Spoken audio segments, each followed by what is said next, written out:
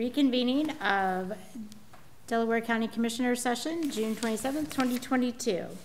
Resolution number 22-536, final hearing for the Webster Arnold number 355 Watershed Drainage Improvement Project. So moved. Second. Discussion, vote. Vote on motion 22-536. Mrs. Lewis? Aye. Mr. Merrill? Aye. Mr. Benton? Aye. Resolution number 22-537, in the matter of approving for a specific occurrence a suspension of Rule 3, speaker registration, Rule 4, limitations, and Rule 7, public comment procedures from the rules governing public comment before the Board of County Commissioners, Delaware County, Ohio. So moved. Second. Discussion, vote. Vote on motion 22-537. Mr. Merrill? Aye. Mrs. Lewis? Aye. Mr. Benton? Aye. Okay, welcome everyone to the Webster Arnold number 355 Improvement Project. This is the final hearing. There's a sign-in sheet circulating in the room, and we ask that everybody please sign in, and there are also copies of the full final hearing report available. Here's a review of what will happen today. We will hear a summary of the final hearing report from the County Engineer and Soil and Water Conservation District. The County Engineer and Soil and Water Conservation District will then cover a presentation of the project. This presentation will include additional maps, current photos, photos of the path of proposed construction, possible drone flight videos, and pictures of similar construction to better illustrate what is being proposed. This presentation will also include a sample amateurization of a construction assessment to illustrate what an 8-year payment may look like, repayment may look like, an explanation of maintenance assessments, and an illustration of what a percentage collection means. Following the presentation, there'll be a time for questions from the Board of Commissioners. After questions, there will be time for testimony from landowners. Those speaking for or against the petition must either be an owner, as defined in Section 6131.01 of the Ohio Revised Code, or an attorney speaking on behalf of an owner.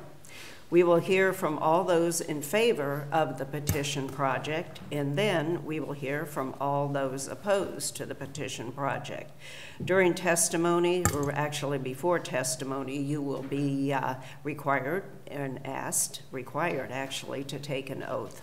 Testimony will continue back and forth. If new information comes up or additional people wish to speak, we will hear them. The board will then close the hearing. After listening to testimony and the report of the engineer, the board will decide whether to find in favor of the improvement, affirming the order, confirming the maintenance assessments, and approve the payment schedule, or the board may dismiss the petition by setting aside the order.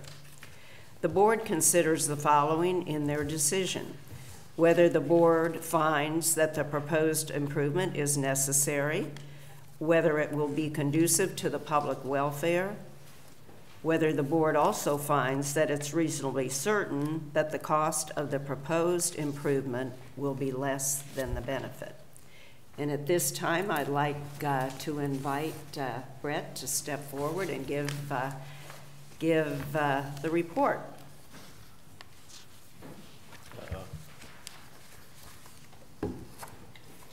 Sarah.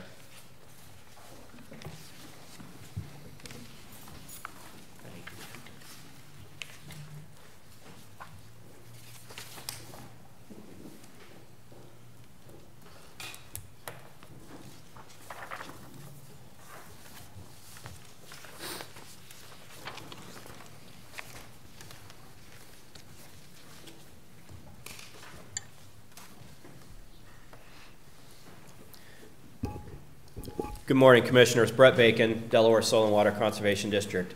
I will go through a brief presentation on this project and then be happy to answer any questions the board may have. The original petition for this project was filed on July 22nd, 2016 by Robert A. and Ruth E. Tackett and others. The petition specifically requests in Delaware County, Liberty Township, within the Webster-Arnold watershed, and generally following but not limited to the course and termini of the existing improvement, to generally improve the drainage, both surface and subsurface, to a good and sufficient outlet by replacing, repairing, or altering the existing improvements as required and or creating new surface and subsurface drainage mains or laterals as requested by this petition. On October 3rd, 2016, the viewing was held, and on December 15th, 2016, the first hearing was held. The Webster-Arnold watershed is approximately 226 acres. It is 1% agricultural, 84% rural residential, 11% woods, and 4% road right-of-way. And the original petition was signed or amended by representatives of 11 of the 47 parcels in the watershed. The project's been divided into 3 distinct sections. Main South would consist of open channel 2 to 4 feet deep, new subsurface drain tile installation, a grade stabilization structure for erosion control, a blind inlet installation, clearing and snagging of brush and debris, and accepting sections of the open channel and surface drain onto maintenance in their present condition. Main North will consist of subsurface drain tile installation from the Stites Road right-of-way, extending upstream of Hyatt's Road. And lateral number 1 will be subsurface drain tile installation. With a drone video that will fly over most of the project. This is beginning on the upstream end of Main North, flying north to south. I'll point out some landmarks as we go along here.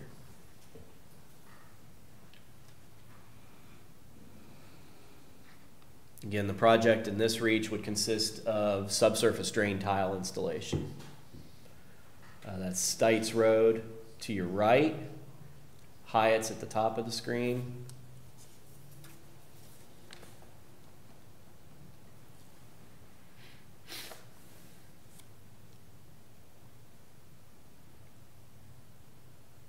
Flying over Hyatt's.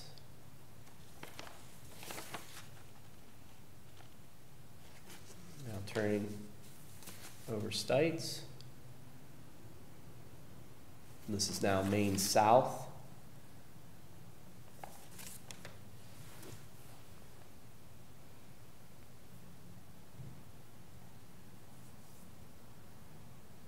In the trees and brush there, not visible, is the start of the open channel.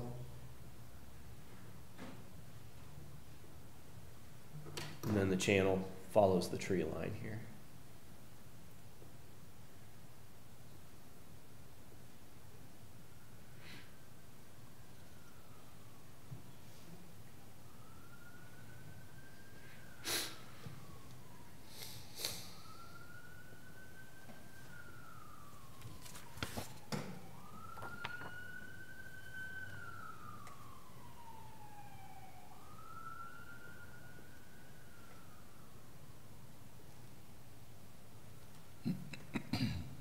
Downstream of this driveway you see right in the middle of the screen right now, this is where the channel would be proposed to be accepted onto maintenance in its present condition. So no work would be proposed in this area at the moment.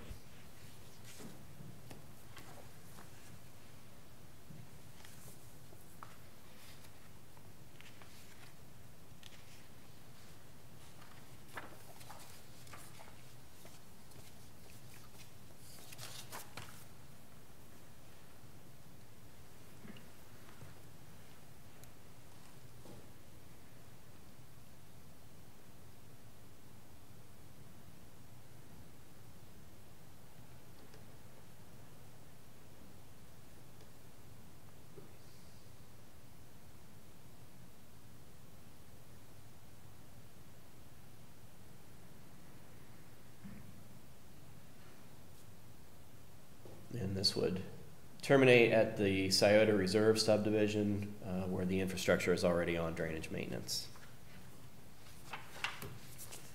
Some representative pictures. This is an open channel.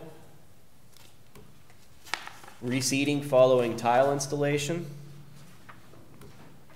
A tile breather, which will be installed at various points along the project. A blind inlet. This would be installed at the downstream end of Stites Road. Surface drain, swale, mowable, crossable. Grade stabilization structure for erosion control. Project cost estimate. Main South, $50,737.60 for construction. Maintenance and contingency and administration added on for a total of $74,068.17. Main North, $47,282.25 for construction, again adding contingency, maintenance, and administration and inspection, $59,738.70. And lateral number 1, $5,368.60 for construction, and a total of $7,042.32. All sections subtotal would be $140,849.19. There is some items within this estimate that would be direct assessed to the county for work within the Stites Road and Hyatt's Road right-of-ways. You take that amount off, it would be total amount assessed to the landowners of $118,649.19. The estimated value of the open channel to be placed on drainage maintenance with no construction added in for a maintenance base is $21,000. Calculating assessments. The Ohio Revised Code instructs the engineer to calculate the assessments to individual property owners based on the benefits received. The code specifically says lands that have been removed from their natural state by deforestation, cultivation, artificial drainage, urban development, or other man-made causes shall be considered as benefited by an improvement required to dispose of the accelerated flow of water from the uplands. Assessments are calculated using the following formula. Acres benefited times land use factor times percent use equals a parcel assessment factor. The parcel percent share equals the parcel assessment factor divided by the sum of all the assessment factors, and the parcel assessment then equals the percent share times the total estimated cost. Landowners have two options to pay their assessments. They may pay in full upfront within 30 days of the final hearing by July 27, 2022 in this case, or they can have the assessment placed on their property tax bill as a special assessment. Having the assessment placed on property taxes will include interest and other fees if the project is bonded, and an auditor's treasurer's 2% collection fee. Looking at an amortization example, this is assuming no upfront payments and all sections of the project are approved. The total estimated cost minus direct assessments equals $118,649.19. The average or mean assessment, not including right-of-way, is $2,472 or a 2.1% share of the project. Debt issuing fees, as an example, would be around $8,000, and bond interest at an estimated 4% would be $4,745.97, giving us a total estimated cost of $131,395.16. 2.1% share of this total cost is $2,759.30. Auditor treasurer's fees of this amount would be $55.18 for a total assessment for the average parcel of $2,814.48. Taking this average assessment, extending it out over 8 years or 16 semi-annual payments, gives us a semi-annual payment of $175.90. All projects approved are advertised for public bid, with the bids being, or the contract being awarded to the lowest and best bid. And these projects are typically not subject to prevailing wage. Bids may not be accepted in excess of the final hearing engineer's estimate, and the final schedule of assessments would be reduced pro rata by the difference between the estimated cost and the final cost if the final cost indeed ends up being lower. Upfront payments in this case would receive a refund. Drainage maintenance. ORC 6137 requires completed projects to be placed on the drainage maintenance program. The purpose of maintenance is to keep the project operating at its designed capacity. Maintenance funds are collected as a special assessment, the same as construction assessments, and common maintenance activities include inspections, seeding, repairs, and erosion control. Maintenance assessments are determined based on the final schedule of construction assessments, not inclusive of any debt issuing fees or interest. Most projects average between 2.5% and 5% annually on those collections, and that collection percentage can vary depending on the maintenance needs of the project. Drainage maintenance is perpetual. So going back to our amortization schedule, as I said, the maintenance assessment would be based on that average assessment of $2,472. Looking at a 3% example collection plus the auditor treasurer's fees would give us a $75.64 annual maintenance assessment. And you can see for the first 8 years, the average parcel would have both a construction and a maintenance assessment, and then going forward from that, after the construction assessment has been paid, a maintenance assessment only. Cost benefits. Benefits of drainage improvements exist for both agricultural and residential parcels. The benefit to agricultural parcels is realized by the increased yield as a result of good drainage. There is minimal agricultural land in this watershed, so that factor has not been included in the cost benefit for this project. Benefits to residential parcels focus on quality of life, neighborhood perception, and home site sewage treatment systems. A failed home site sewage treatment system can cost between $15,000 and $25,000 to repair or replace. New developments average between $1,000 to $3,000 per lot spent on providing adequate drainage outlets. With 30 residential parcels in the watershed, this benefit would be $30,000 to $90,000 at minimum. Project sections. Main South can be completed independently. Main North and lateral number 1 each require Main South, but can be completed independently of each other. Main South also includes accepting the downstream reach of the open channel onto drainage maintenance in its existing condition. This is a table outlining the decision structure that's before the board today. As you can see, it gives you all your options. Approval will require setting repayment period and whether to bond, confirming the schedule of assessments, and ordering the project to be advertised for a competitive bid. If the decision is to deny, it is recommended to distribute costs incurred to this point to the landowners in the same ratio as determined by the final schedule of assessments. The estimated cost to date is $6,500.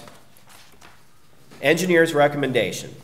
Based on all of the information gathered and generated, I believe this project as proposed is technically feasible and would serve as an adequate outlet for the drainage needs of the watershed.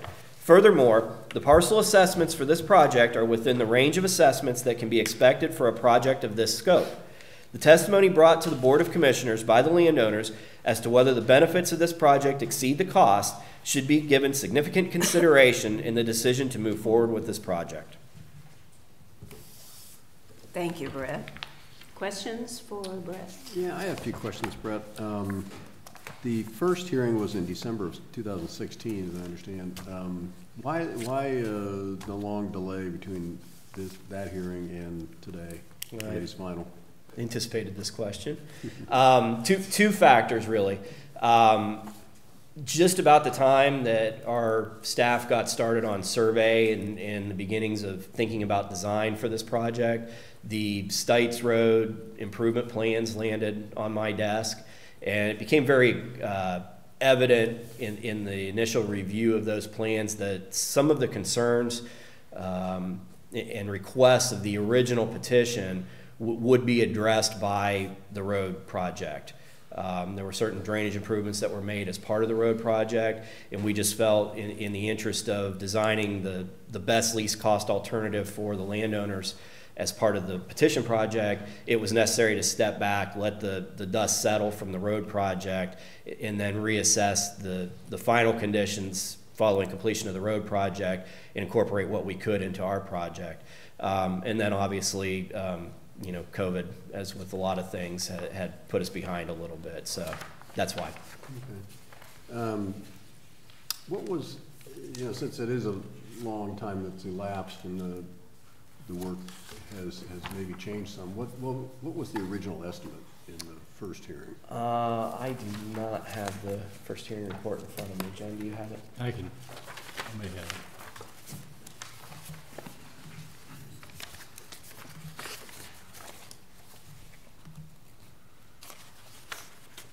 You want this? I think that's it, isn't it? Yes.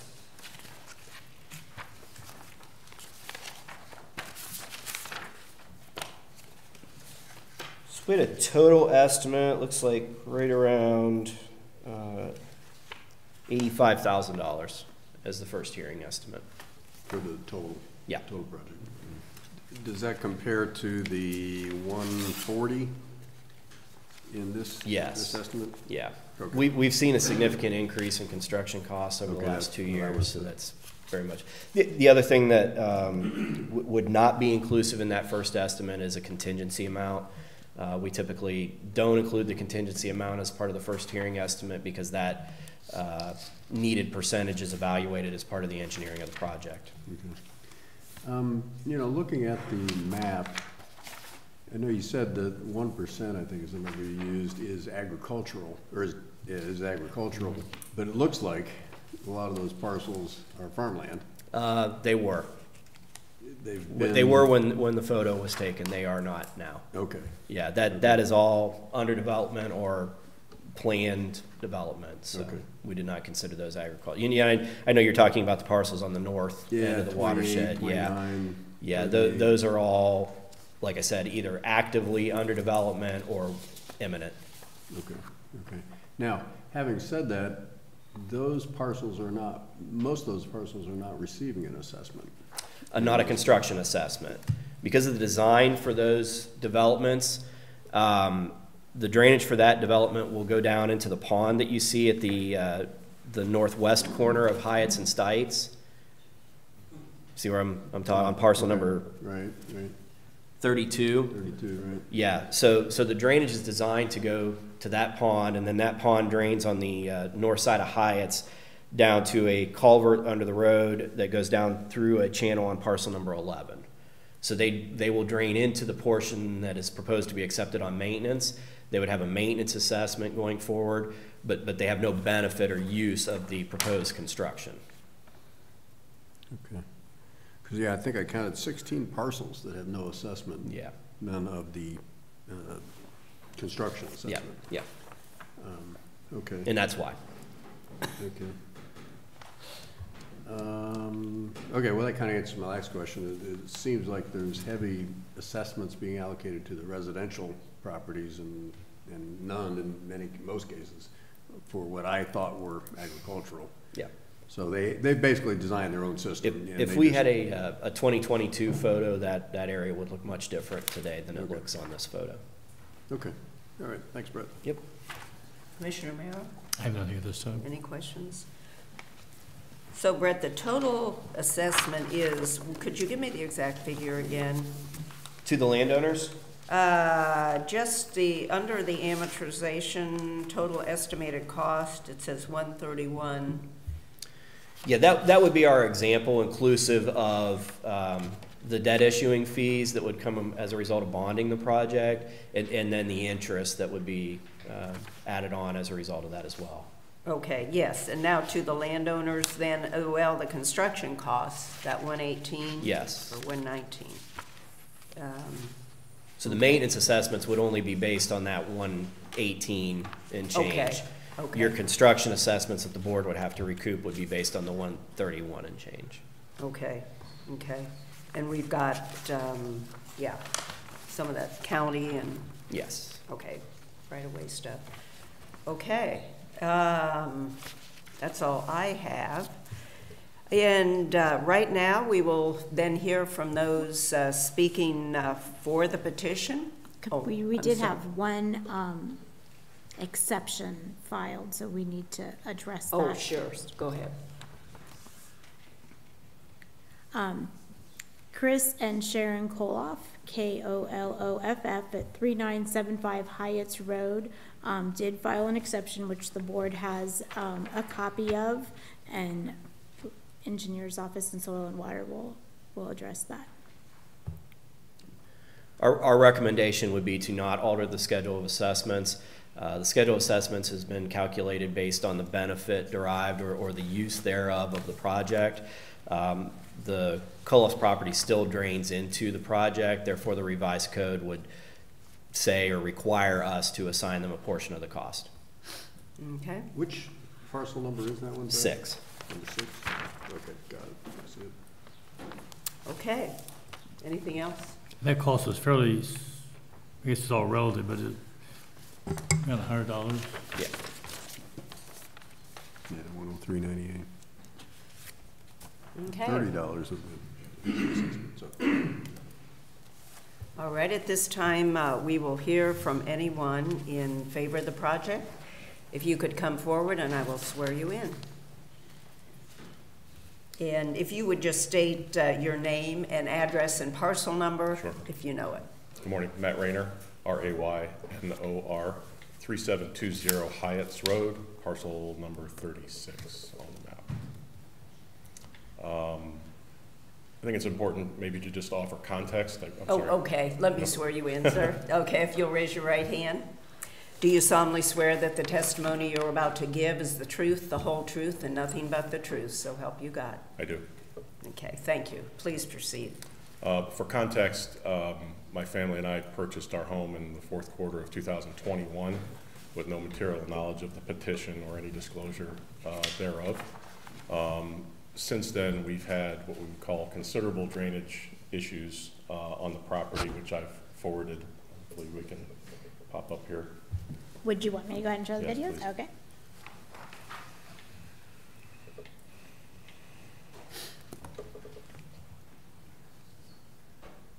Now, who'd you purchase the property from? I'm sorry? Who'd you purchase the property from? The Cotties, K-O-T-T-E, were the former property owners. We have 3 videos from Mr. Rayner.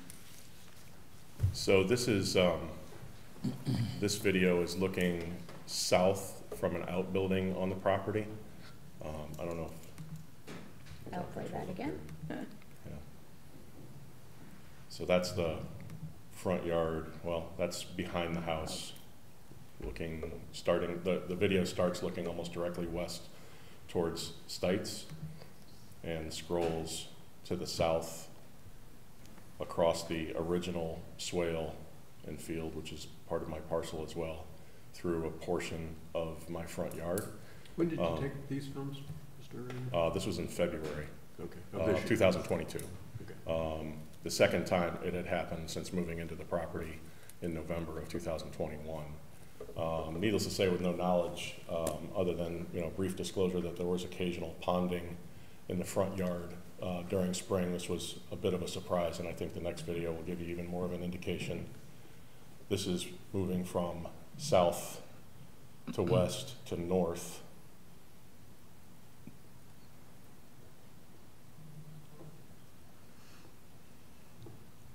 I would say, from what Mr. Bacon just described, the scope of the work in terms of a lot of the new dig that's being proposed starts right about where this video starts and moves south. I would say that the scope of the work probably doesn't even adequately address where the problem starts, which is further north on the map, on the north end of my property and maybe farther. And if I show you the next video, I think that goes to further that. This is the north side of my property looking across my driveway into the woods. That water is typically standing because it's had no place to run south. It now runs east towards the front of the house.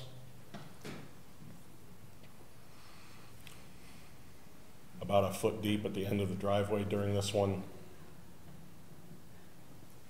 And this is my front yard.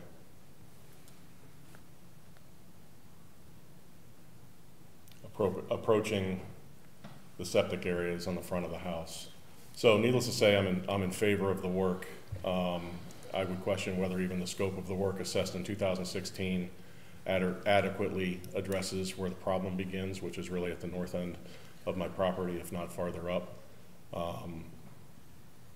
And I think these videos are a testament to where the issues are. I would say this to maybe close comment and offer context. If this was disclosed or if I had any evidence of this, I wouldn't purchase the home, which I think speaks, I'm not looking to have that have any bearing on this as much as just to say when we talk about the value of land, the value of the property on a move forward basis, particularly with this, now material information that I would have to disclose to a potential buyer at some point in the future. This is an issue. This is an issue to the value of the home, it's an issue to the value of the property and the ability to do anything on it. Even from a maintenance and beautification standpoint, I can't do anything in the front yard not knowing if it's going to wash out every few weeks or months or after a heavy rain. So in favor of the petition, and I'm happy to answer any questions if there are any. You said you're number 36? Yes, sir. How do you, where's your driveway? Does it go down to Hyatt's? It's actually, if you look on the map, the driveway is a private drive that runs between, off of Hyatt's, kind of straight back. Well, it's hard to, if you throw the map back. 3143, it looks like, parcel number 3143. In the schedule of assessments, lot number 36 is listed as Woodcrest Reserve. I think 43, I think. 43, I'm sorry, I was 43, looking I at think a is different document. Okay. Number. Apologize. So it's lot 43? So basically where the cross section of work is, that's the front corner of my field, the south, I guess, west corner of my property is where the scope of the work is taking place across the field. Okay, that makes more sense. Yeah.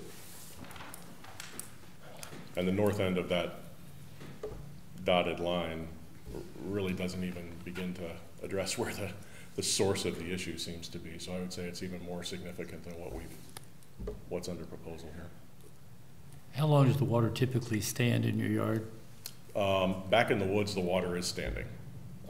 Year-round or? Yes, sir.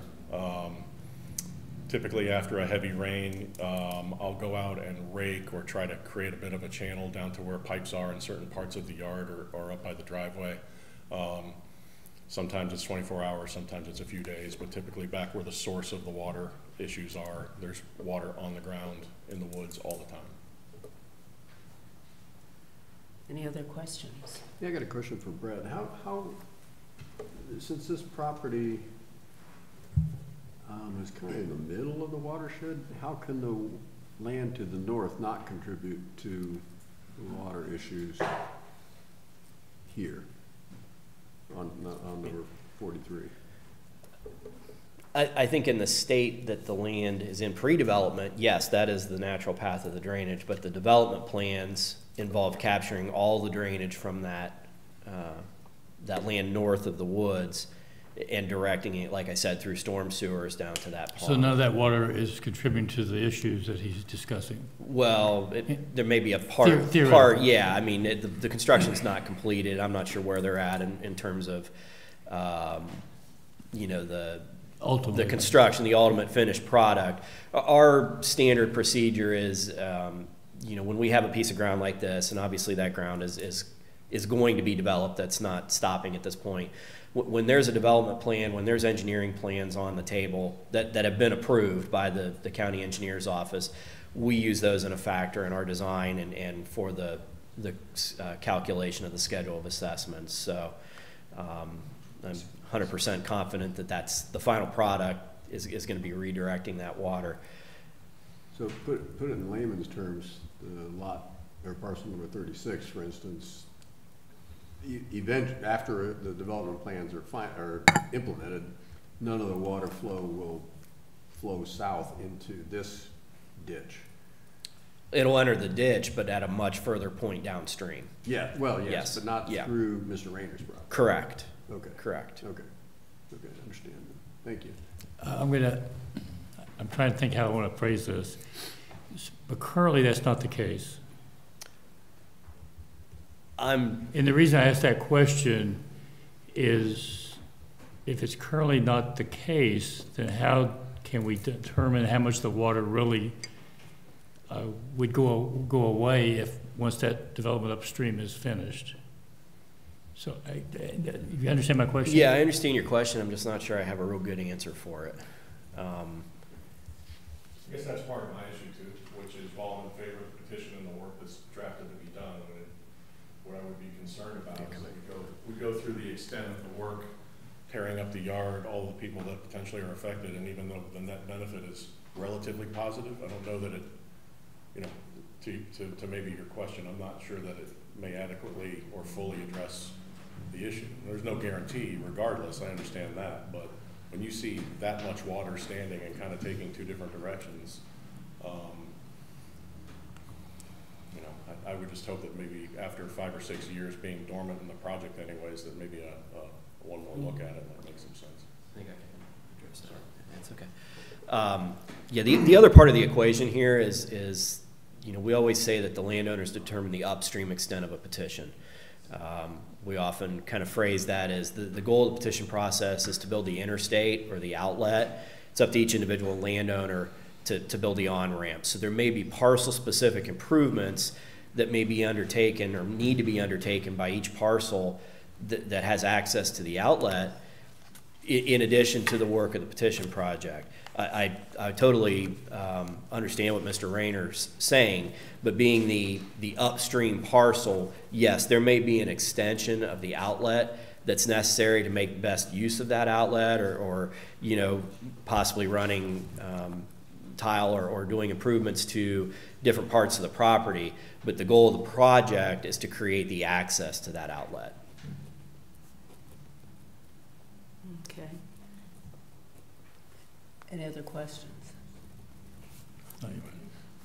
Okay. Thank you very much, Mr. Renner. Is there anyone else who would like to speak in favor of the project? Please come forward. I'm David Merola. It's M-E-R-O-L-A. I'm Mark's next door neighbor, for lack of a better term. I think it's, I want to say it's 31 maybe? 31. Yep. 31. Yep. And Which one? so I think it's 31 on that map. It's 3596 Hyatt's Road.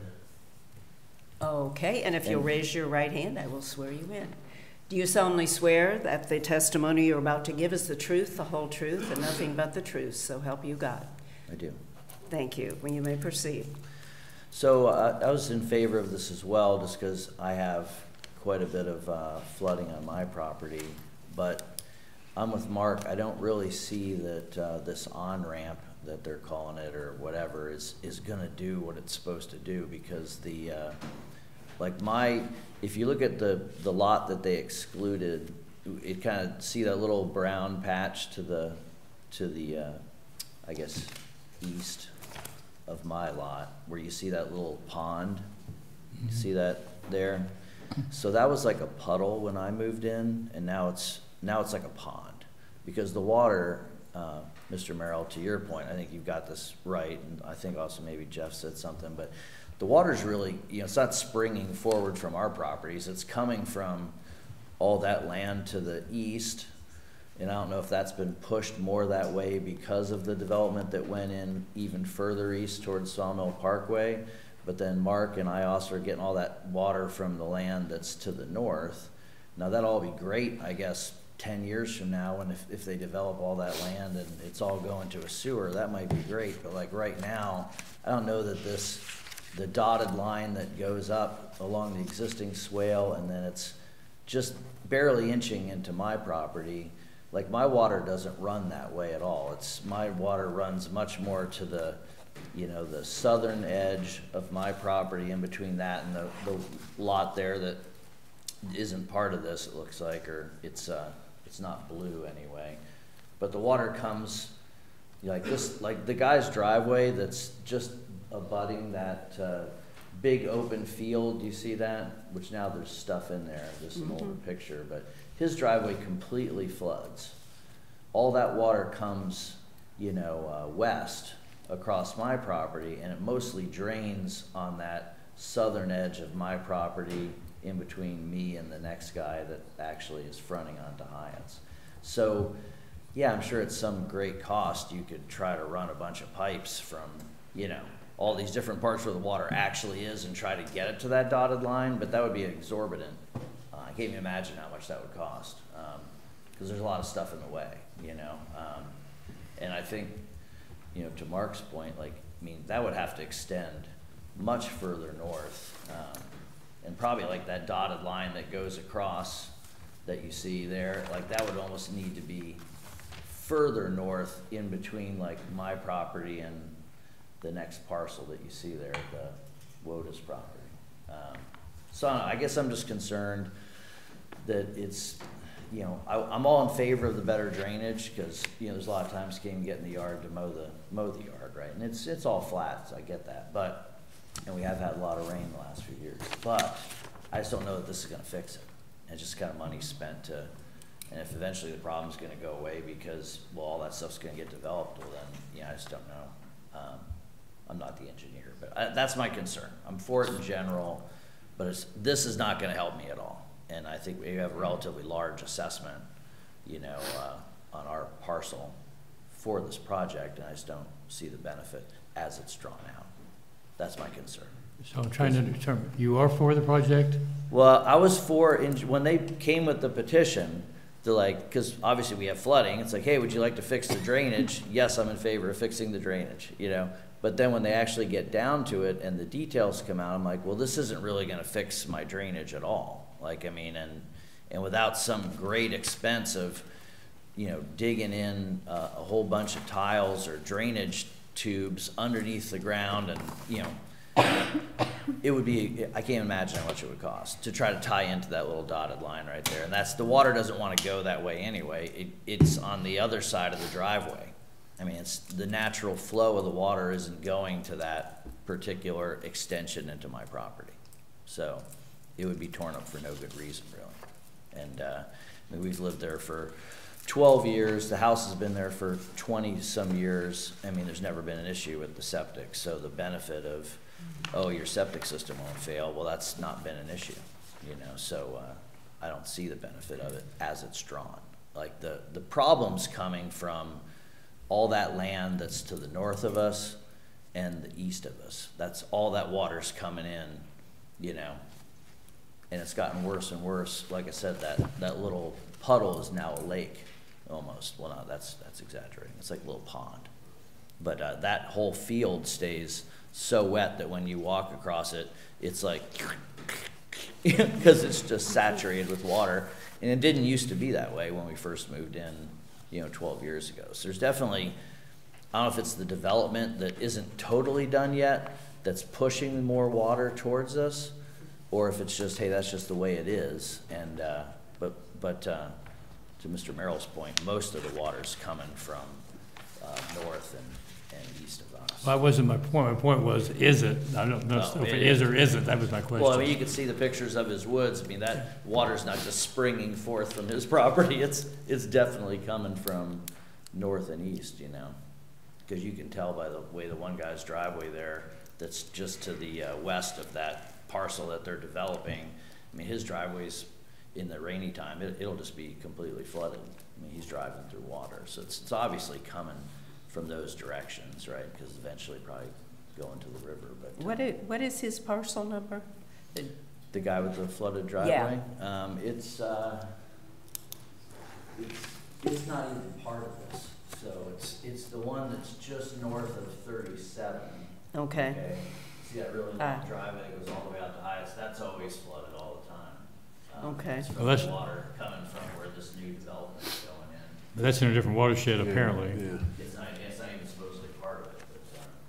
But I mean, I'm guessing that, I mean, the water that's flooding my property, like where that little pond is, that's coming, I assume, from that direction and also from the north. Because, I mean, there's no other place it can come from. But it's just, I guess that's my concern. It just, when I saw the drawing, I'm like, well, this isn't really doing what I wanted, which was help with the drainage, you know? And maybe it will all get fixed when the subdivision goes in and all that water's gonna do storm sewers down the Stites extension. And I mean, that's of course years away. But anyway, that's my concern. I just wanted to voice my concern about the scope of the work maybe not being enough, or in the right direction that it needs to be, because that extension to my property, there's not water that goes that way. So, okay. Thank you for listening. Yeah, I have a question for Brett related to that. I think he expected it. Yes. The parcel, Mr. Morola's parcel is number 31. It looks like he's in two watersheds. Mm-hmm. Yes. The yellow line kind of divides the eastern, maybe third of his property from the west. Yeah, And we've determined based on our available data that portion of his property does not drain into the Webster Arnold watershed. Okay. Just It 100% does though. Like I have a river that goes along the tree line between my parcel and the guy right just south of me. There's a stream that runs. You know, sir, yeah, Back up the mic. yeah. So on the photo, if you look at where my parcel is, okay, and that's just west of the parcel that's not included. Well, that line that's on the south that separates my property from the other guy there that fronts onto Hyatt's, I'm sorry, I can't read the number because it's too far away. That's right where the water runs, is right along that line, and then it turns south along that side of the driveway. So all that water runs from the part that's excluded, and it runs down that way to Hyatt's. It doesn't go across the driveway over to where that dotted line is. It's completely separated by the driveway on the other side. Mm-hmm. But it's definitely coming from, so I mean, I don't know why it would not be considered part of that watershed, because that's the way the water goes. Okay, thank you, sir. Brett, I do have a question. Did you say you did have? I do. No. First of all, David admits he's not an engineer. Oh, exactly. And we do consider you the expert, at least I do, and I believe that's be consistent with my fellow commissioners. David's, Mr. Morelli, I'm sorry, I called you David, Mr. Morelli, doesn't feel like this is going to resolve his concerns in the watershed. It's not far enough north, or the water. Can you elaborate on that a little bit from your perspective? Again, the goal of a petition project is to provide access to an outlet. We are confident that the project we've proposed provides access to an outlet for those parcels that have requested it by signing the petition. There may be additional work, and Mr. Marola mentioned installing subsurface drain lines or doing additional work on his property.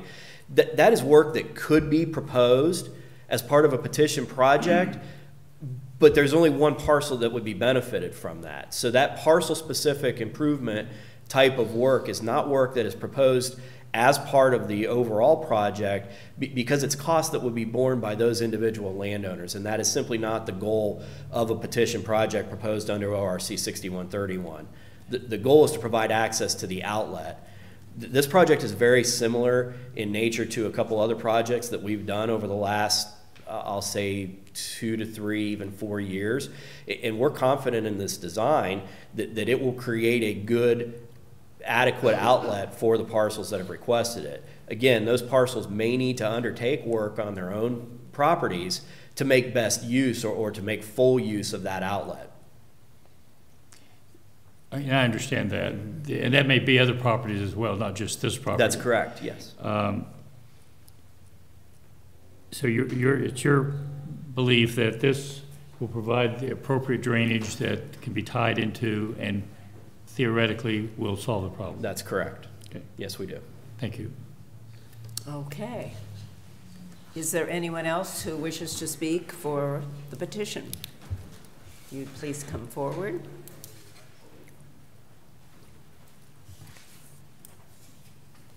Hi, I'm Kim Lloyd at 3849 Hyatt's Road. I am parcel 18 on your chart there. So I just want to make a couple of comments. Okay, if you'd raise your right hand, I will swear you in. Do you solemnly swear that the testimony you're about to give is the truth, the whole truth, and nothing but the truth? So help you God. Thank you. Proceed. So a couple of comments. So I am directly across from the pond that the developer put in a couple of years ago. And I can tell you that with that pond being there and with the construction that has happened, the drainage on my property has gotten progressively worse, especially along the eastern and the western borders of my property. So much so that last year, I spent $2,600 of my own money to put additional drainage on my property to protect my trees. My backyard is surrounded by very mature Norway spruce trees, and I'm doing everything I can to protect them. So I paid $2,600 to put extra drainage on the western side of my property. Now, I saw in the chart that was emailed to my house that it looks like there's a center line that's coming into my property. I've also spoken to Brett, thankfully. He answered a gazillion of my questions, and I'm very appreciative of that. But I want to make sure with that center line coming on my property, while I'm fine with it and I support the drainage issues and the drainage it's supposed to address, I want to make sure that it doesn't destroy my mature trees that I have on my property, especially since the side that it's coming, I've already addressed the drainage on the inside of the tree line, and I'd just like to have it addressed on the outside of my tree line. Okay. Brett, you're on deck. Yes, I have spoken to Ms. Lloyd. I am aware of her concerns. The project would be proposed to bring that tile line up to her property line. Her trees are located inside of the property line by enough space that the breather or the end of the line, as you will, that would be placed onto her property would not have any impact on her trees. Okay. Now, Brett, while you're there, the pond she referred to is the one that was added, obviously, as part of the development of that Yes, area. the retention basin on the northwest Where corner. does the water flow out of that pond? That flows into the road ditch along Hyatt's Road on the north side. Okay. Flows down to the west, and if you see right on the border of parcels number 6 and 11, it goes through a road culvert there underneath Hyatt's Road and then down to our proposed channel. Okay. So it doesn't flow across Hyatt's directly to the south? To the best of my knowledge, no. Okay. And that, again, kind of back to our earlier conversation, that's where most of the water is going to flow in that direction for the development on the northern part? Correct. Okay. Was it your testimony that the development of the pond has made the problem worse or better? So what I can tell you is I don't know if it is in correlation to the development of the pond, but since in 2020, when they put in the roundabout and they did all the road work in front of my house, it has gotten progressively worse since 2020. Okay. All right, thank you very much. Is there anyone else who wishes to speak in favor of the petition? One more final call. Anyone who wishes to speak in favor of the petition? Okay, is there anyone? We will go to those who wish to speak in opposition to the petition. If you would please approach the dais. Anyone who wishes to speak in opposition to the petition?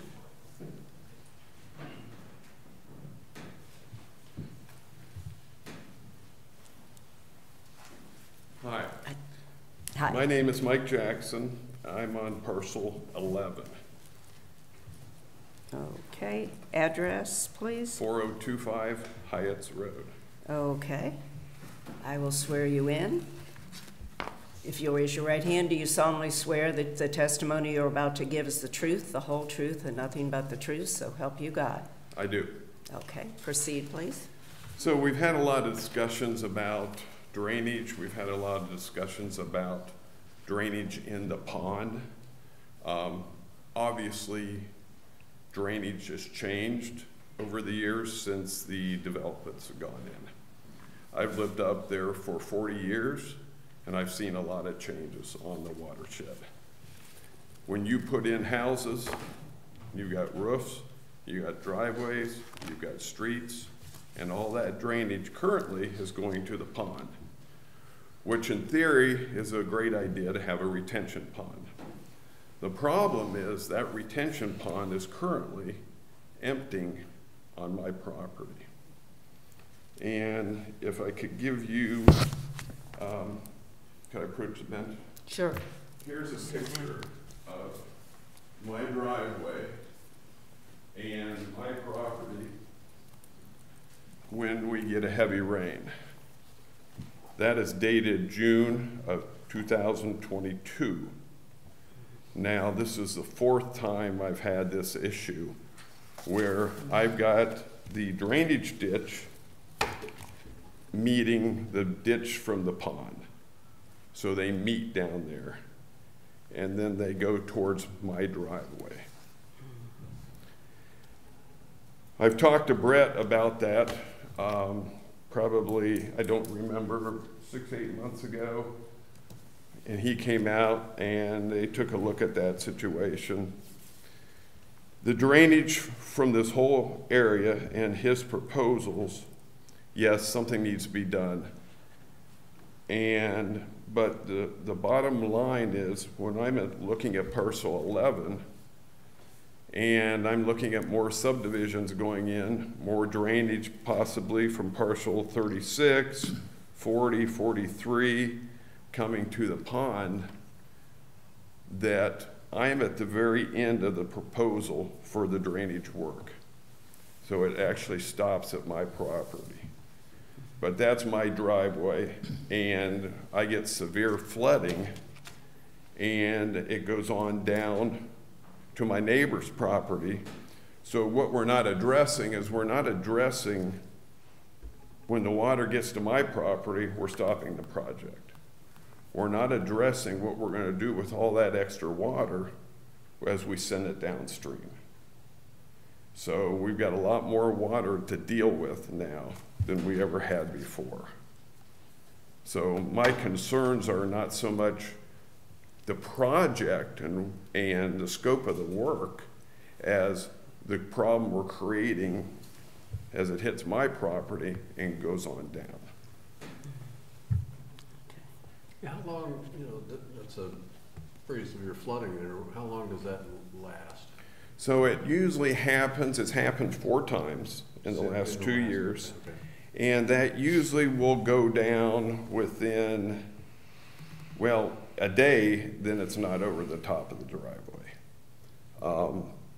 And then the rest of the area will settle out, drain over a period of a week. Okay. Now, is this looking south? Or the water that goes across the picture, is that? So you're looking down my driveway. From the north to the south? From the north to the south. Okay. And to the left side is the drainage ditch that comes down from the pond. And as it comes down from the pond, it meets the existing drainage ditch. So they just tee together. Yeah, okay, that's what there's no. And I've got 2 24-inch culverts under my driveway, and it does not handle the flow of water. Okay. Now, part of that is the developer. When Don Kenny put that development in, I gave him an easement for drainage, and I made him put a second culvert under my driveway. They promised me I would have less water than I ever had before, not more water. Well, now we've got more water, and a lot more water. So starting at my property, then we've got issues going downstream. And it goes down to the, next neighbor, next neighbor, next neighbor. So the whole watershed needs to be addressed, understandably. But if we're going to throw a lot more water in that pond can't handle it. You're talking about the pond in lot 32? So I'm talking about the pond that, yes, at 32. Okay. And that's the pond that Brett talked about. A lot of the drainage would be coming from, if I'm right, Brett, up north. Correct. Which it currently is not, but. And that pond's been in place for a couple years, Brett? 2 or 3 years? Yeah, that pond's been in probably 2 or 3 when they did the Hyatt's Road extension, or the project, 2019. Oh, the roundabout? Yeah. When they did the roundabout, that's when they put the pond in. Roundabout was 2020. So if you see parcel 32, and just to the north, that's all getting ready to be developed. So we're going to have more homes, and I think we've got a feeder pond that's up north that I don't see on this map. Brett could probably tell me, but I think there's another pond up somewhere in this area. I don't. It's on there. Is it on there? Yeah, I think so. Well, maybe on the map, it's on the screen, maybe not on the map. Yeah, it's not on this map, but it's on the map that's on the screen. That's with a newer photo. Okay, and it feeds down into this pond, right? So you are fearing that the petition will make, the work will make your flooding worse? Oh, it's, yeah, it's, if you're sending more water down, yes, it's definitely gonna make my flooding worse. But I'm not against the petition, I'm not against the work to be done, because I know a lot of the neighbors have issues. And so don't get me wrong, I just want to address what's going to happen when it hits my property and on downstream. Okay. And it's your belief this water is coming, you didn't used to have this problem? No, So you believe it's coming from the developed north of you? both. The amount of water in the stream, which is the current main south, and I've got all that water now coming down from the subdivisions. Okay. From the what? I'm sorry. From the subdivisions across. From the subdivisions, yeah. And from that pond, and of course, promises are promises, but they told me I'd have less water. I forced them to put an extra culvert under my driveway just to be sure. And Apparently not working. currently not working. One time, yeah, they 100-year floodplain, but it's happened 4 times in the last 2 years. So I think we're kind of past that 100-year floodplain. I got a question for Brett. The Sure. channel work that you're not going to do, you're going to accept as is kind of, is represented by parcel 11 and further to the west, I think. Correct. Where does it start, the channel that you're not going to have to work on? Where the channel would enter into the Scioto Reserve subdivision. It's basically connecting the dots of what's on maintenance. Okay.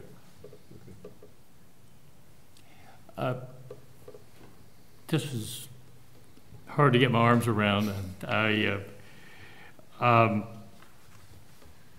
Mr. Jackson has indicated he believes the water is coming from north that's on his properties. Do you believe that as well? Yes, there is absolutely water that comes down through the channel from the north side of Heights Road. That is or supposed to be addressed by the developer, correct?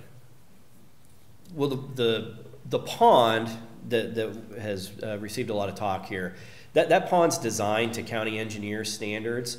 So it's designed to contain the runoff from a 100-year storm event and release it at a 2-year agricultural runoff event. You know, there have been storms that I know have exceeded, more than likely, the design capacity of that pond. And I think it's important to draw the distinction when we propose projects such as this, they're truly drainage projects. They're not flood control projects. To do a flood control project would be tremendously expensive. I don't think we would be able to state that the benefits exceed the costs. And so these projects are designed, I hear the term, we're adding more water to the system. They're not adding. I guess my question is, if Mr. Jackson is ending up with more water, he believes it's going to be worse when we do the work, because more water is going to enter his property that's not going to properly drain. I would say that is not the case. These projects do not affect the peak runoff. There is a certain amount of area that's draining through Mr. Jackson's property currently. That always has, that always will. It will continue to drain whether the board approves this project or not. The peak flow that we see when we get 4 inches of rain over 2 hours or 3 hours, the majority of that runoff we find is occurring now. It's running off now. That flow is going through all the properties in this watershed now as we speak under current conditions. This project is designed to address that amount of water. I think Mr. Rayner's video shows exactly what this project or these types of projects are meant to address. It's that water that's left standing on the ground. It's done raining. It hasn't rained now for a day. There's ponds and puddles of water. There's tile that doesn't work properly, that doesn't drain down the soil water effectively. That's what a drainage project is there to address, not the flood control project. Again, if it drains better, is that going to make his problem worse? No, because the problems that overtop his driveway are from the peak flow. And that peak flow is unchanged by this project. It's a flood event, essentially. Was this an issue in 2016, or was it an issue since 2016? I'd say it's an issue that's connected to how much rain we get in the time period that we get it. So you think it's unique to the rain we've had in the last couple of Yes, years? yes. It was not an issue in 2016. But I think that what I'm hearing testimony was that it's hard to compare one rain incident to another because of the scope of it. I think that was your point, just to be fair. And again, speaking to parcel-specific improvements, it is not necessary from a drainage project aspect to replace the culverts on parcel 11, 23, 8. They function perfectly fine from a drainage aspect. Those property owners may be less than satisfied with the frequency that their drives get overtopped by flood events. Each of those property owners would be free to install newer, bigger culverts that would pass a higher frequency storm. But again, that's a parcel-specific improvement. Okay. Okay, Any other questions? Okay. Thank you, Mr. Jackson. thank you. Is there anyone else who would like to speak in opposition to the petition? If you could just state your name, address, and your property number. I'm Janet Hall, and I'm at 6212 Stites Road, number 17.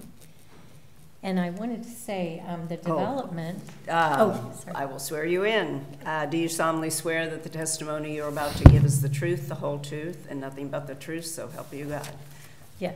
Thank you. Proceed. So the development tore up our yard. We used to have a lot of water coming through in the swale, and we knew that when we built our house there. It got worse, and now since the development, actually, I think some of that water has been rerouted, so we haven't had the river flowing through our yard as much as there used to be. I want to make sure that this isn't going to allow that water to come back as it was before the development. And the other issue is the developers had our yard completely torn up along the swale, all in front. And it would have been wonderful if they could have coordinated this at that time, because my husband is very particular about our yard and we've tried to maintain it. And that's my concern, that it's going to be dug up again for this project. What number again? 17. 17. On Stites, right south of Hyatt's. Okay. On the west side. I'm going to take a stab, and you don't have to answer because I think I can give the answer. I think the answer, Ms. Hull, I think improving the drainage will not create a problem for you. I think that's an accurate statement. Maybe you can do it more eloquently than I can. Yes, I mean, obviously there would be some disturbance to the ground as part of construction. That stretch through parcel 17 and 26, that would be where we propose to take the existing surface drain as it was constructed by the developer onto maintenance as is. There's no surface drain construction, but the tile needs replaced. The old ag tile through those properties is clay. It was put in, probably the better part of 100 years ago now. It would be replacement of that tile, so the area of disturbance would be less than, obviously, construction of the surface drain and tile, but we would propose to replace the tile during the, from the road on down and upstream in a separate section. But as far as the question of reestablishment, we have very good crews that work on our maintenance staff. Part of their job is to make sure that, post-construction, the grass is reestablished, it's the lawn is returned to the state that it was prior to construction. I have one last question, Ms. Hull. Based on what you just heard, does that change whether you're for or against the proposal? I would be for it. Okay, thank you. Okay. Thank you. Is there anyone else who would like to speak in opposition to the petition?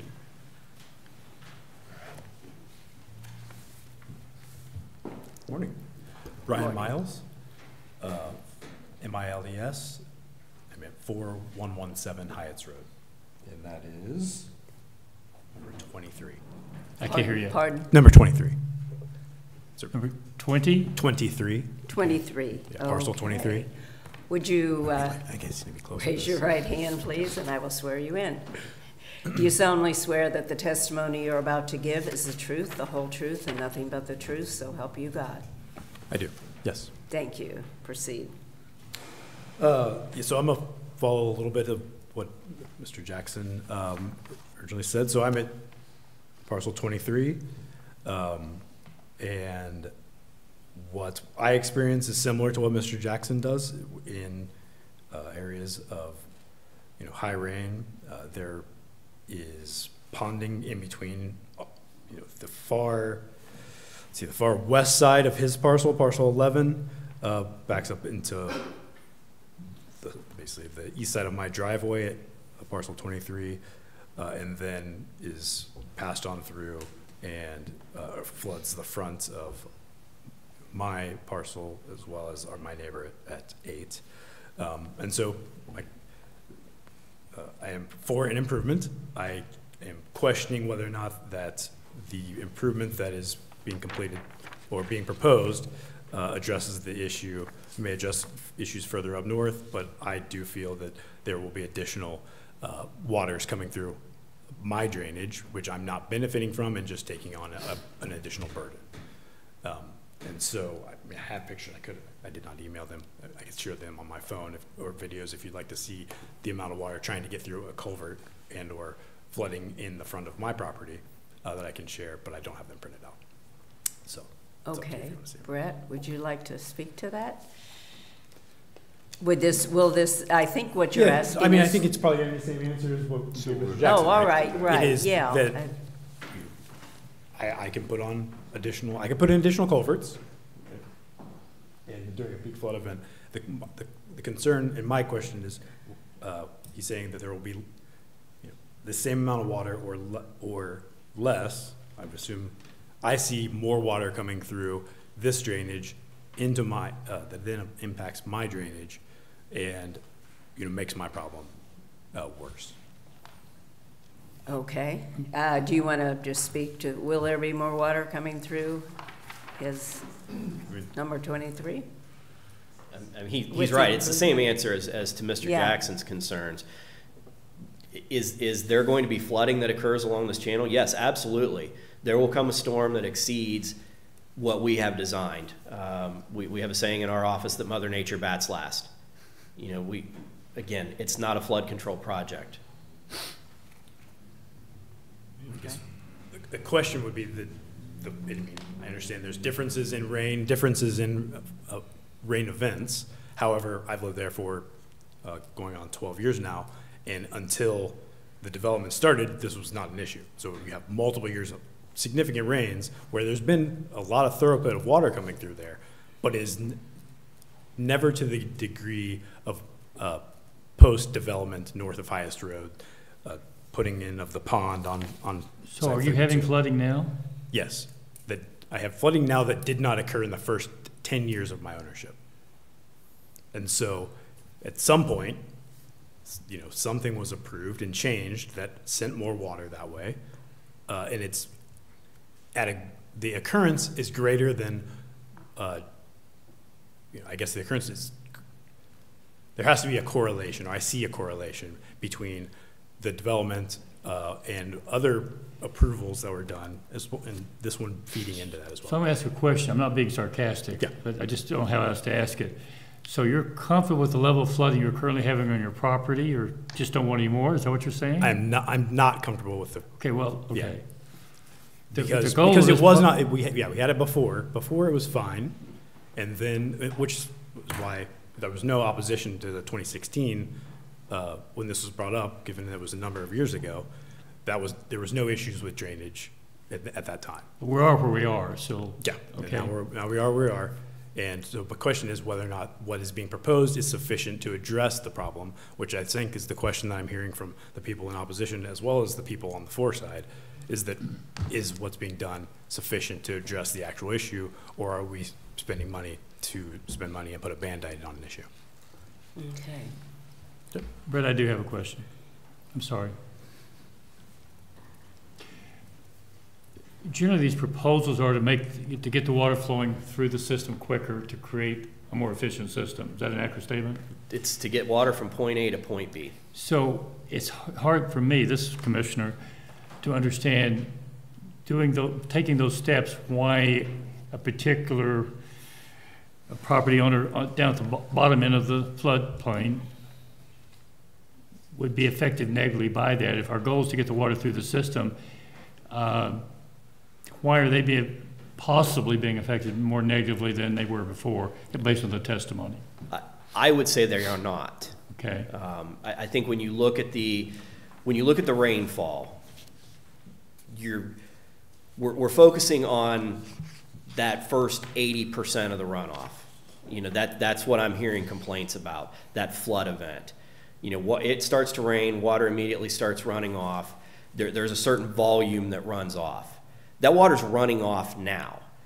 This project is designed to address that last 10 to 15% of the water that's remaining in the watershed. So when we look at, you know, that first 80%, it's run off, it floods out of the open channel, it tops drives, it moves on downstream. It's doing that now. That amount of rain, when it rains, I'll just use a figure. When it rains 3 inches in 3 hours, yes, drives are going to get overtopped. And they could be overtopped.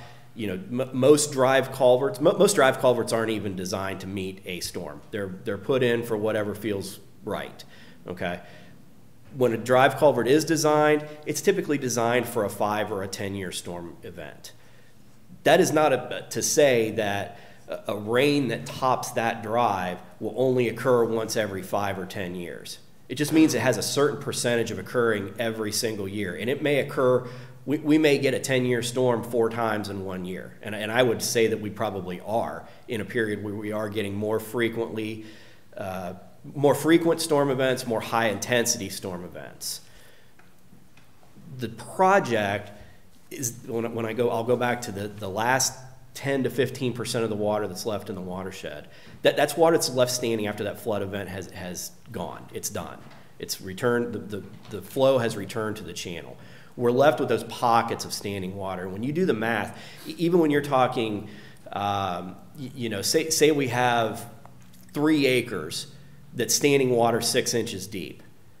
When you calculate the gallons of water that are in 3 acres standing 6 inches deep, and then you calculate the amount of water that's fallen on a 3-inch rain over a 226-acre watershed, it's a teaspoon in the bathtub. That's what this project's trying to get rid of, that teaspoon in the bathtub. And it's just simply not going to create an out-of-bank flow by creating an outlet, a point A to point B for those pockets of water. The water that's coming out of channel is flowing there now. It's going to continue to flow there, whether this project happens or not. Okay, thank you. Mr. Miles, I do have a question for you. How long is this water standing on your property? I'm guessing not particularly long. Week. A week? Yeah. I mean, if you'd like to see a picture on the phone, I can, or at least show you or at least to show you how. Okay.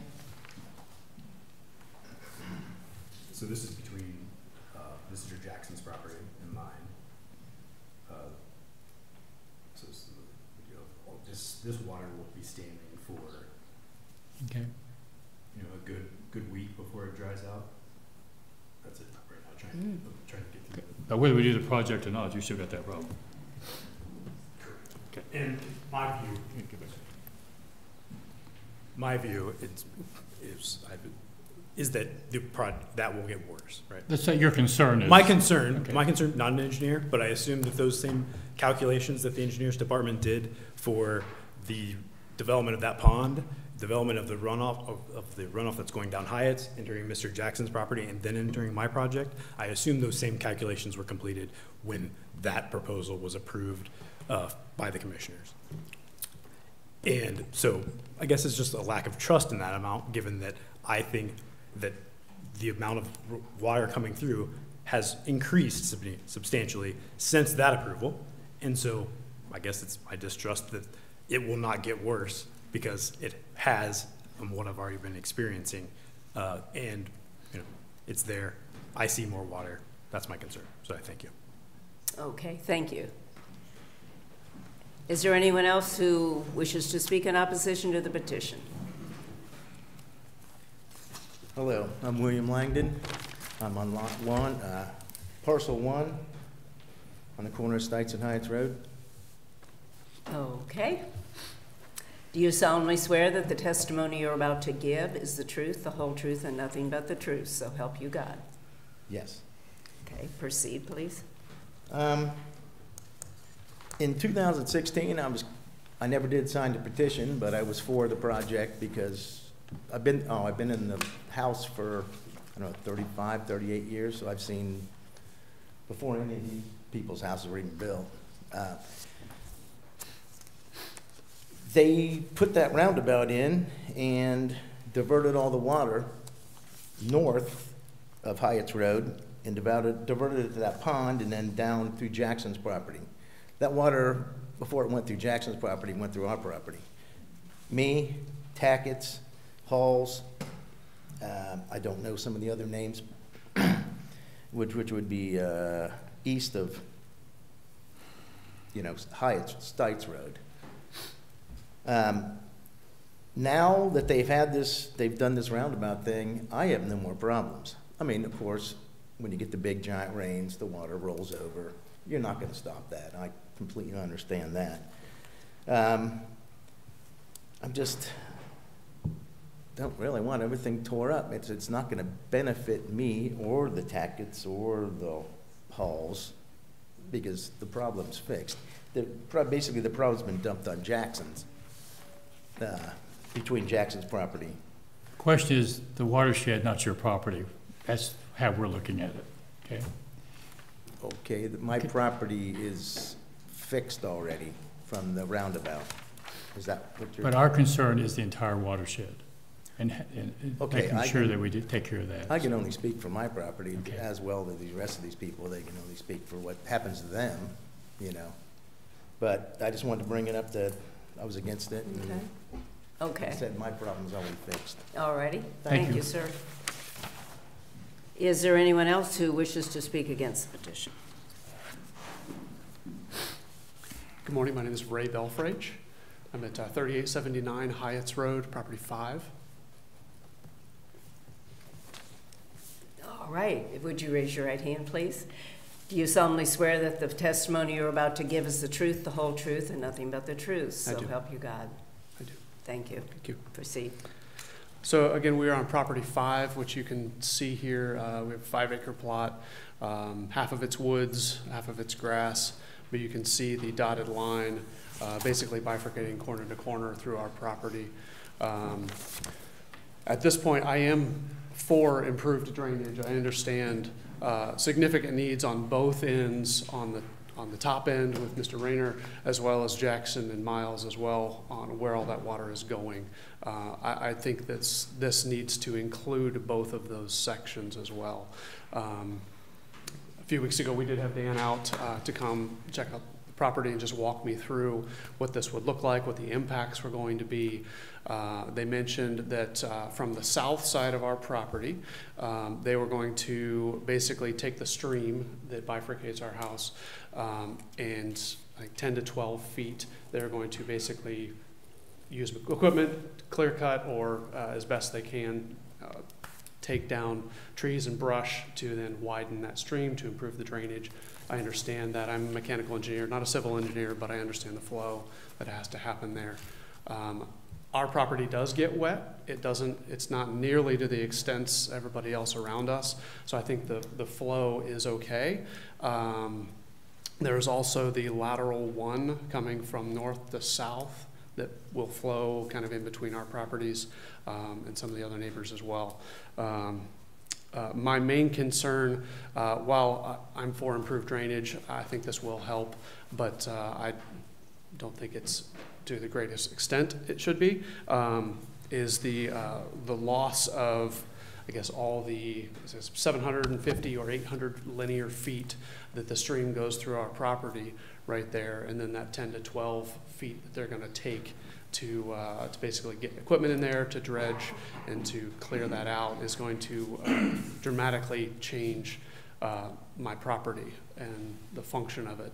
And I don't think it'll actually improve the drainage that much because it currently does flow and it dries out pretty quick. Ours dries out within a day or two. I do have a handful of pictures of the woods in the back. Sure. Okay, thank you. We do have two bridges that cross the pond, across the stream. We've got the pond there as well as a lot of trees and a lot of brush. Some are between 10 and 20 feet and all the way up to 40 feet. We've got pines and oaks and pin oaks. Lots of vegetation there that will get destroyed with this project. So my main concern is what happens to that. Will this include any regrowth, any type of things? I did contact Steve McGinnis of the ODNR from the Forestry Division and chatted with him a little bit. I need to have him out and kind of assess what could the value of this be, what's this look like, and then rather trying to assess the... It looks like a lot of this growth is in the drainage ditch or in the area, is that correct? Around it, yeah. So... It flows very well, though. Yeah. So it's dry right now. So. We haven't. Okay. Yeah. And so, yeah. So at this point, I do think there's a lot of vegetation there. My main concern is kind of the vegetation, the loss of what we look at every day from inside our house and outside the house. You can see our house is kind of set at a 45-degree angle a little bit there, and it looks at that entire section. And I don't think dredging that necessarily is going to improve the flow through that. I really think the Parcels 11 and beyond, and then further north are what really needs addressed. I'm for lateral 1, but I don't think cutting through our property for the main south will make that much of a difference at this point. But either way, I'm for improving the drainage. I just think it needs to include a whole lot more. Okay, thank you. Absolutely. Brett, would you like to address what you do in this instance when you have to cut through property? The first thing I'll address is the channel work that's being proposed through that property, and honestly the entire length of the open channel reconstruction. The work is not necessarily being done to increase or improve the flow through the open channel, although that will help. It's being done to create an outlet for the subsurface drain. Currently, the tile that comes down from the north through Parcel 1 through 17, 26, and a very short section of 21, that tile is submerged. It's currently, the open ditch is currently stacking water up, so the water's backing up into the tile system, creating obviously a less than optimum condition for the tile flow. The work that's being proposed in the open channel is to create a situation where that tile has freeboard. We like to see at least a half a foot, preferably a foot, of difference between the flow line of a tile and the flow line of the open ditch. That open ditch had that at one time. When this system was originally constructed, again, 100+ years ago, the open ditch was constructed to an elevation where the subsurface drain was able to free flow out of the tile into the open ditch and then on downstream. What we're proposing is basically to return that open ditch or restore it to the condition that it was when it was first constructed as part of the original petition when this project was first done. As far as the question of clearing or removing brush and vegetation through the property, yes, I mean there will be a certain amount of brush and vegetation that's necessary to come out both from the channel to excavate the channel and to allow access to the channel. Our intention or our standard procedure is not to clear cut that, but obviously the contractor will need to remove some trees and vegetation in order to construct. Leaving those trees, our goal would be to, if a tree is not within the what we say top of bank to top of bank of the channel, or in this case, Dan, correct me if I'm wrong, we're left-sided construction only? Correct. Yes, so we would be constructing on the off side of the channel from the house on this property, and so the construction activity would be confined to that side. So we wouldn't be removing any trees or vegetation from the right bank as you're looking downstream, just from the left bank. As far as reestablishment, we will reestablish to grass, to seed, but we need to have a maintenance corridor to go in there and work if we need to, and so, you know, trees and brush that would be removed would not be restored. It would be grassed. How wide would the ditch be there? 10, 12 feet, I think is what you're saying. Top of bank to top of bank is probably not going to be altered all that much. It's going to be work within the existing channel width, only as much as necessary to remove that sediment and debris, both you know, organic debris, silt that's washed in from downstream. It would be to remove that material and allow that tile to outlet then. Okay, thank you. Would you be able to bring up the drone footage of that as well, just to? You have that on yours. I don't have the drone. It shows much, but I thought it showed our property pretty well.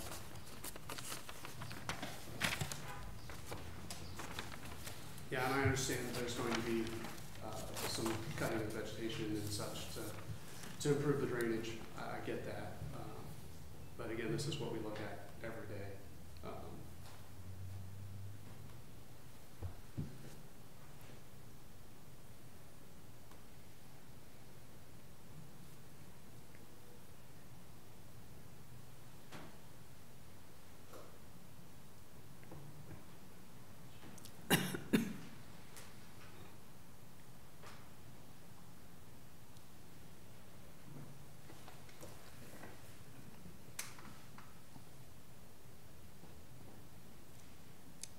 sorry, I only have it in the PowerPoint. I don't have a way to skip forward.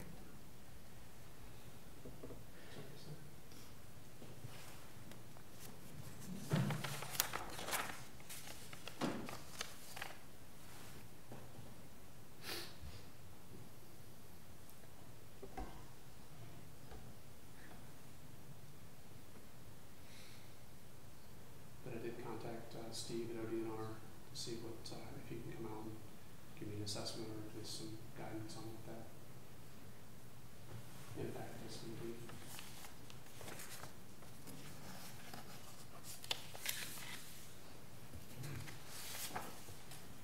So you can see our property coming in view on the top right. Right there. So there are the construction will come from the left side, like you guys mentioned. But again, that's where 90% of the trees are, on the left side. So you can see the path on the left-hand side. That is not our property, so all the trees. If you pause there, you probably can't pause. Yeah, I can. Okay. Yeah, you see where the path for the pond goes. Right there to the left of the pond is the stream. And all those trees and all the growth there, 10 to 12 feet, that will be impacted. So I just like a little more clarity on what that will be and what we're looking at. So thank you. Yeah. Any further questions?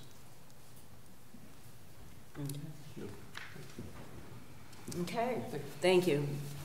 Commissioner Lewis, for the record, we did need to acknowledge that you received a letter from David and Kimberly Williams, so that from 3740 Hyatt's Road. So.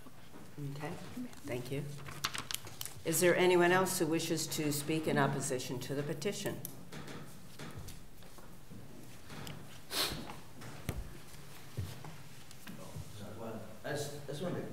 Well, let me, again from Hyatt's, but let me just get this gentleman first, okay. then, yeah. Right. Okay, thank you.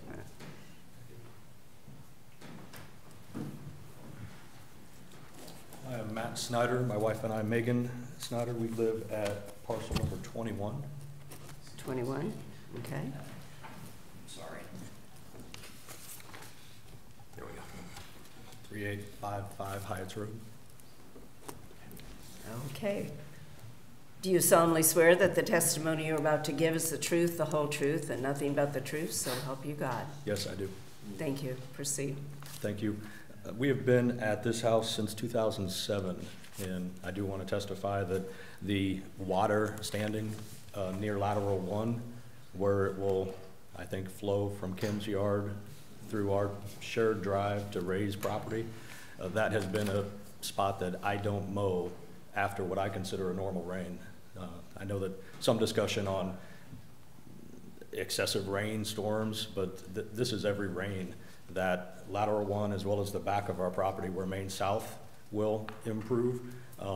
I question the overall comprehensive design of this, and hearing testimony from the north end of the watershed and the south end prompted me to speak today that we all, I believe, for lack of a homeowners association or a development that kind of takes care of this drainage and moves it to another area of the watershed, this is our homeowners group. And I think we're all in favor of the idea, right? Drainage needs to be improved.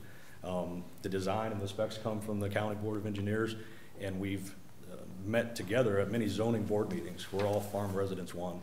And so I want to make sure that we talk about the number of houses, the comprehensive design from north to south, the negative grade that goes through. It should help each property. It should help every property. And I think there's a lot of gaps or problems in this design that I think we need to reassess. So I want to be clear, I disagree with the design proposal, while I agree with the need to look at a solution. So if there are any questions. Thank you very much. Thank you. Is there anyone else who wishes to speak in opposition to the petition? Anyone else in opposition? Okay, yes, sir. Again, David Marola from 3596 Hyatts Road. I think the last gentleman said it perfectly. I originally spoke because you said who's for it, but I wanted to clarify some of the problems I had with the design.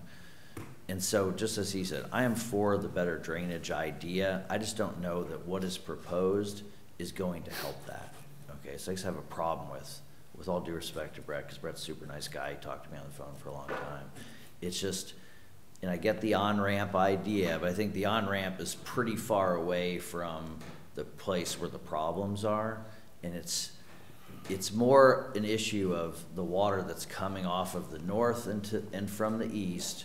And I just don't see how this is necessarily going to help. So in that regard, I'm opposed to it, okay? I'm for the better drainage concept, just don't know if this is going to do it. And it's a relatively high expense. So that's all. Thanks. Okay, thank you.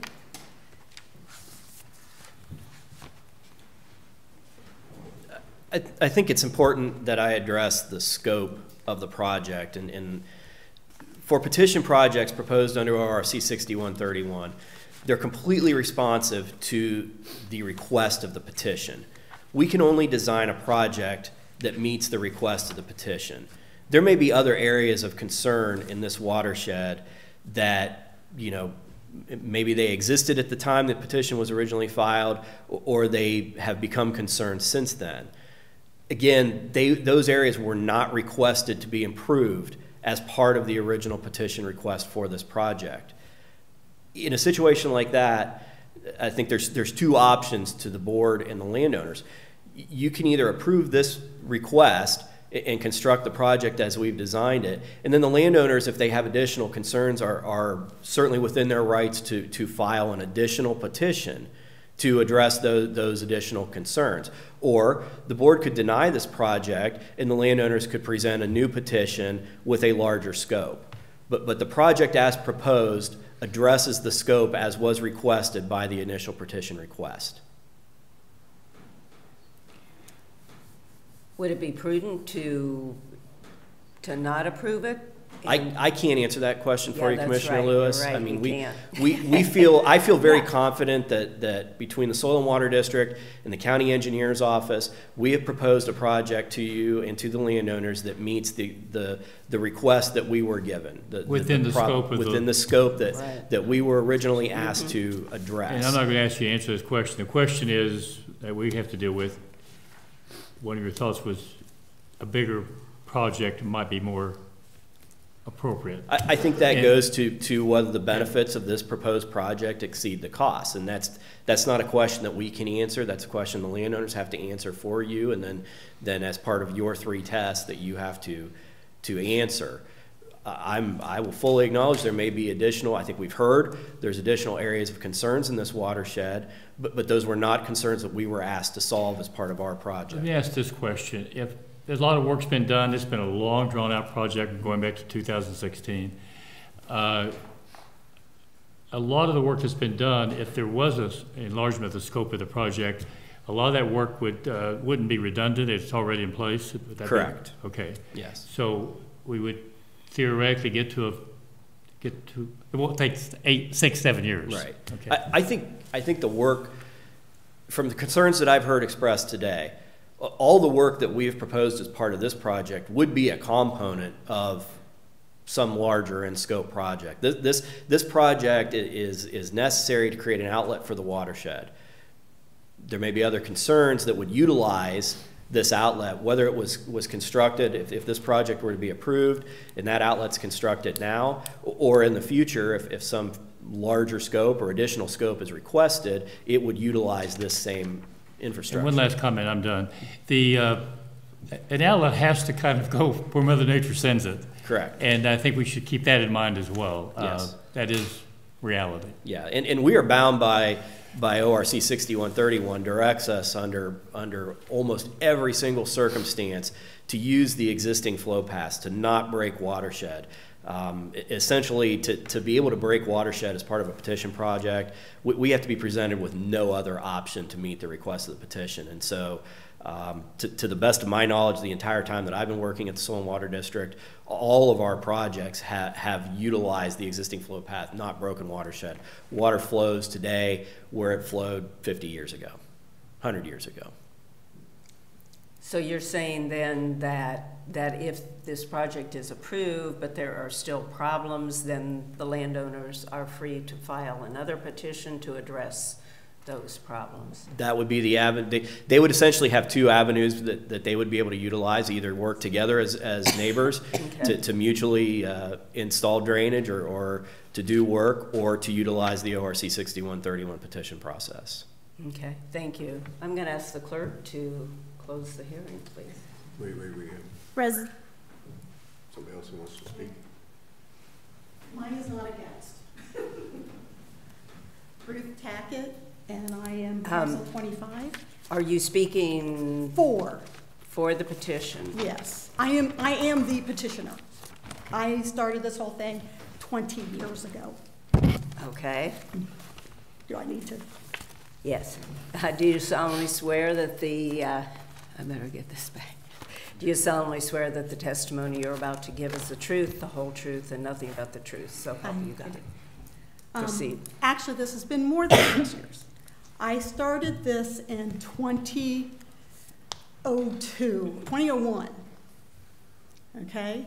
That's when I first contacted the county engineer's office. And we actually had a meeting at the Liberty Township Fire Department. Probably the next year. It's been so long, I'll be honest, I don't remember. But then I didn't realize it was on to me personally to do all this. I thought once I counted to the county engineers that they would, it's county property, it's county easement, that they would assess it, look at it, whatever. They never did. I mean, we had the meeting, that was it was over and done with. And I thought they were going to do something. Well, in the process, my mother died, my stepfather died, my aunt died. I mean, my husband ended up in the hospital. So for the next 6 years, I didn't do anything, thinking they were going to do something. So then I recontacted everybody.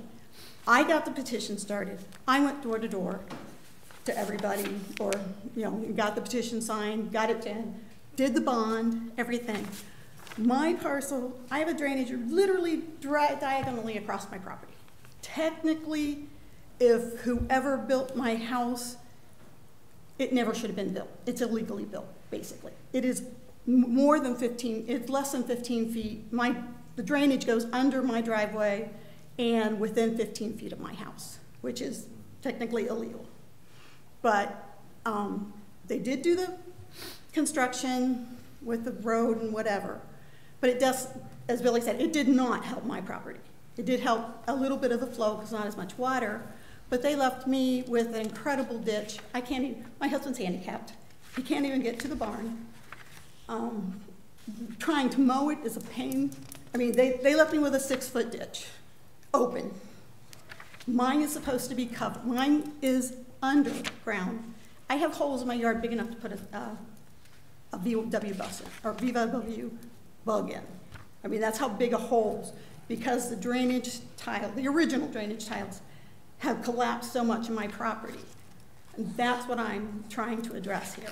I need that fixed. I can't sell my property for anything. My husband's handicapped. I don't need 2 acres to mow.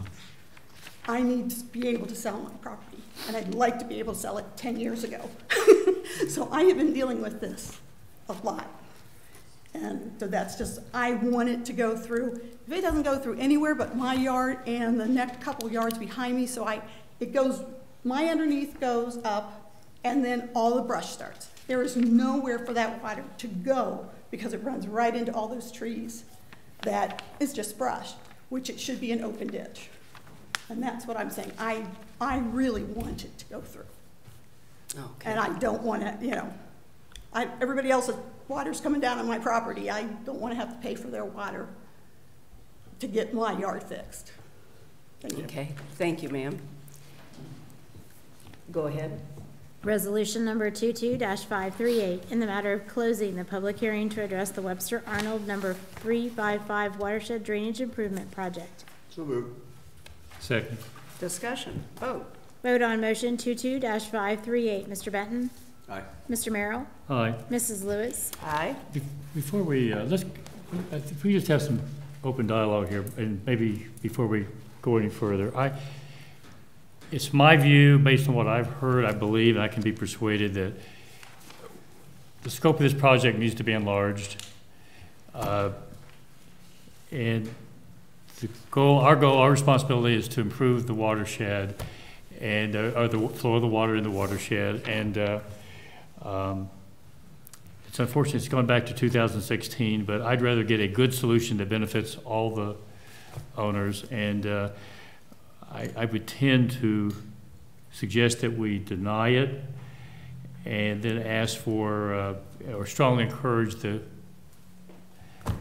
owners, to expand the project to make sure it's a better project. Those are my views. I can be persuaded. I'd like to hear what the other commissioners have to say, because I'm interested in, and I appreciate Commissioner Merrill's comments, I'm interested in Brett's thoughts about how it could be expanded to address any further concerns. And I know that's been kind of, what is the scope of this? To me, it seems like within the watershed, it does address the concerns. Yeah, I think going back to my statement of the landowner setting the scope of the project, it's not up to us to determine that upstream scope. It would be up to the landowners to present a request to the county that we would in turn devise a solution to address.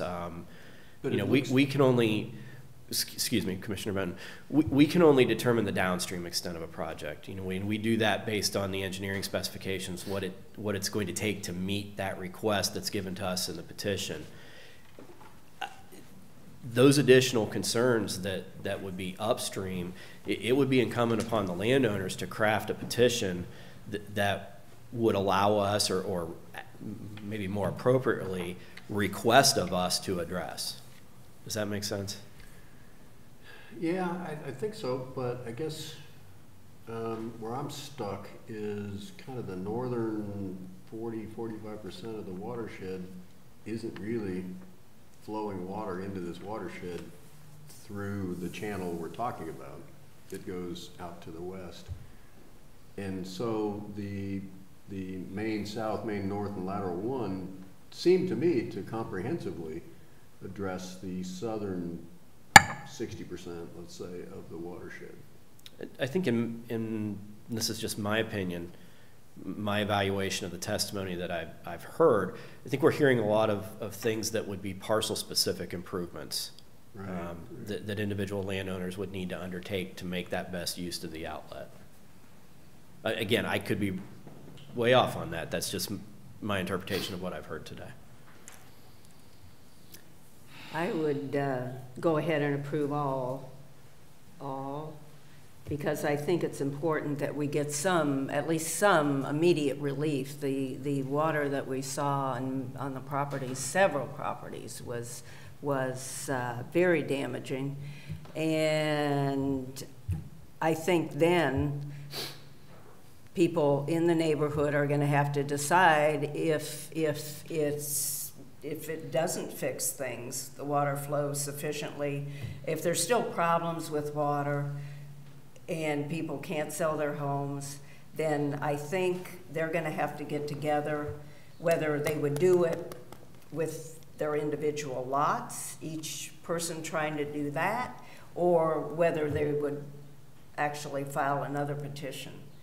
But at least you're going to get some relief with the project that has been designed. I think you need to get the relief. I mean, it is 2022, started this at 2016. I mean, this water is very destructive. I would give it a shot. I would move to approve all. Yeah, that's where I am too. I think a lot of the, to Brett's point, I think a lot of the concerns have been expressed are parcel unique. But I do think the watershed improvement plan as designed will address the petitioners who have requested it to be addressed. Now, they will have to make some individual parcel improvements. I think that's kind of a nuance to it, but so I agree with that. I think okay. I would ask the clerk to read the approved the Maine South resolution number 22-539 in the matter of finding in favor of the improvement and affirming the order for the Maine South part of the Webster Arnold number 355 watershed drainage improvement project. So moved. Second. Discussion. Vote. Vote on motion 22-539. Mrs. Lewis? Aye. Mr. Benton? Aye. Mr. Merrill? No. Resolution number 22-540 in the matter of the Commissioners confirming the assessments, approving the payment schedule, and ordering the letting of contracts for the Maine South part of the Webster Arnold number 355 watershed drainage improvement petition project. So moved. Second. Discussion. Vote. Vote on motion 22-540. Mrs. Lewis? Aye. Mr. Benton? Aye. Mr. Merrill? Yes. Resolution number 22-541 in the matter of finding in favor of the improvement and affirming the order for the Maine North part of the Webster Arnold number 355 watershed drainage improvement project. So moved. Second. Discussion. Vote. Vote on motion 22-541. Mr. Merrill? No. Mrs. Lewis? Aye. Mr. Benton? Aye. Resolution number 22-542 in the matter of Commissioners confirming the assessment, approving the payment schedule, and ordering the letting of contracts for the Maine North part of the Webster Arnold number 355 watershed drainage improvement petition project. So yes. So moved. Second. Discussion. Vote. Vote on motion 22-542. Mr. Benton? Aye. Mr. Merrill? Yes. Mrs. Lewis? Aye. Resolution number 22-543 in the matter of finding in favor of the improvement and affirming the order of the lateral 1 part of the Webster Arnold number 355 watershed drainage improvement project. So moved. Second. Discussion. Vote. Vote on motion 22-543. Mr. Merrill? No. Mr. Benton? Aye. Mrs. Lewis? Aye. Resolution number 22-544 in the matter of the Commissioners confirming the assessment, approving the payment schedule, and ordering the letting of contracts for the lateral 1 part of the Webster Arnold number 355 watershed drainage improvement petition project. So moved. Second. Discussion. Vote. Vote on motion 22-544. Mrs. Lewis? Aye. Mr. Merrill? Aye. Mr. Benton? Aye. Is there any other business before the board today? There's no other business to come before the board, and we are adjourned. Thank you.